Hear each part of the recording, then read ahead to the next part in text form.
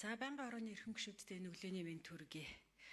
За өргөдлөө өгч байгаа учрал даргаас бол асуулт бол байхгүй. Асуугаад хариулт нь бол ямар ч үр дүнгүй байдаг учраас асуулт байхгүй. Асуулт үг хоёр хамт явж байгаа учраас үг хэлье.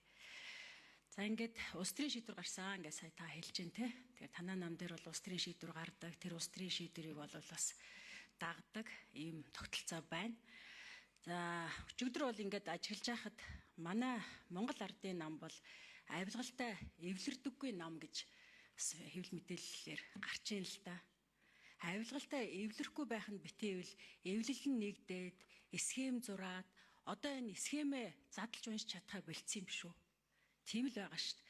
Нөгөө бага байхад хүүхдүүд нэг айлгэр болж тоглодог тий. Тэр бол зөвхөн тоглоом байдаг.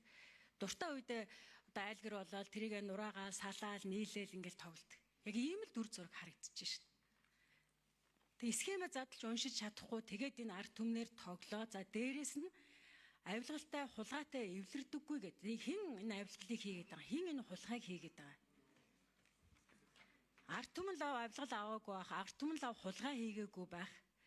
Тэр энэ бол үнэхээр одоо бас ард түмнэрээ дайжгэнсэн тоглосон ийм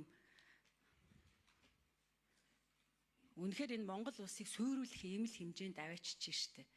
Тэгэхээр энэ схемээ задлж одоо унших хэрэгтэй гэж бодож байна. Өөр хэлэх үг алах юм тэгэхээр.